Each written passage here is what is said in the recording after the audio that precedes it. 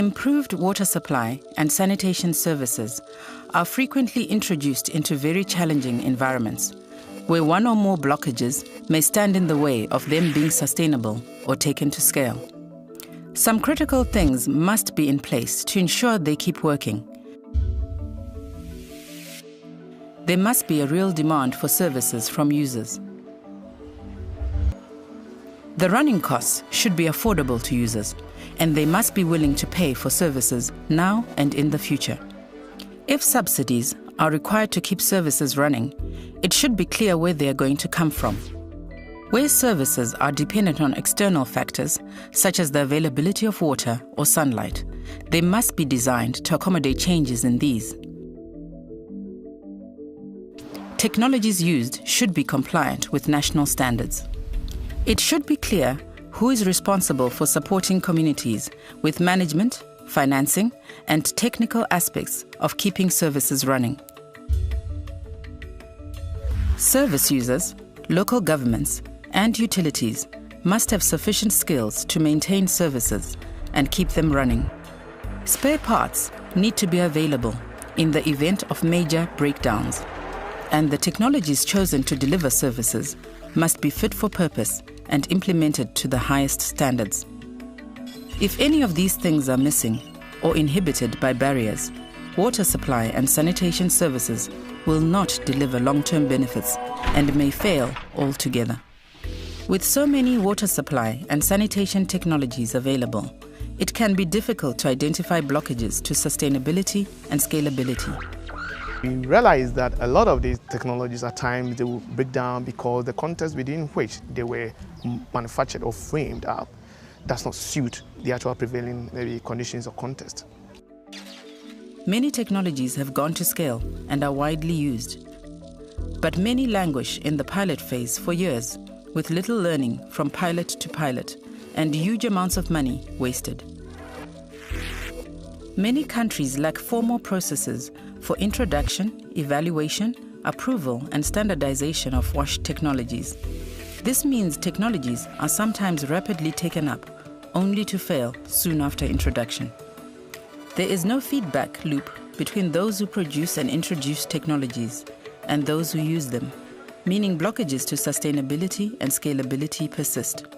All technologies do not work everywhere. You have to study the context under which you want to introduce it and make sure that the conditions on the ground are right to make the technology work optimally. How can blockages to sustainability and scalability be identified and addressed? And how can we bring together those responsible for services, from providers and users through to manufacturers, retailers, and regulators? The WASHTech Technology Applicability Framework, or TAF, provides a way to collectively identify blockages. It focuses on all aspects of a service, using the technology as the entry point for discussion. The Technology Applicability Framework, the TAF, is a framework that's supposed to help everyone who is involved in the provision of WASH services to assess how applicable that technology being introduced is to the context in which it's being introduced. TAF is a tool that helps the sector to take decisions on which technologies they have to implement where. The process allows the producer, the user, and then the government to come together in a platform to discuss the issues. And then the three parties will discuss and take decisions to improve on the services that we need to get from the technology. For the scoring session, you are going to take the answers that you've had for all the 18 indicators and then give a mark for the final question, which we term the scoring question. If the answer turns out to be positive, then you give it a green mark that indicator had passed. If it's somewhere between a negative or positive, that is where you give it an amber color, and if it is negative, you give it red. But this is done in a participatory manner, and we assign comment, reasons why you have given each an indicator a particular color. WASHTech has also produced guidelines for technology introduction. The aim is to establish a clear technology introduction process, known as the TIP, setting out who needs to take what action to ensure technology is taken beyond the pilot phase into widespread use with sustainable results. One of our key objectives is sustainability of the facilities. And the communities are supposed to lead the process.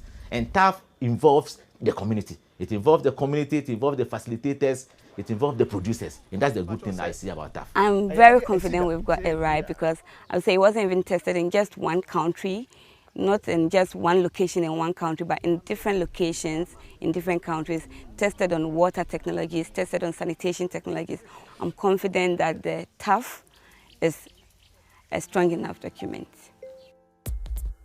Both the TAF and the TIP are available for download from washtechnologies.net.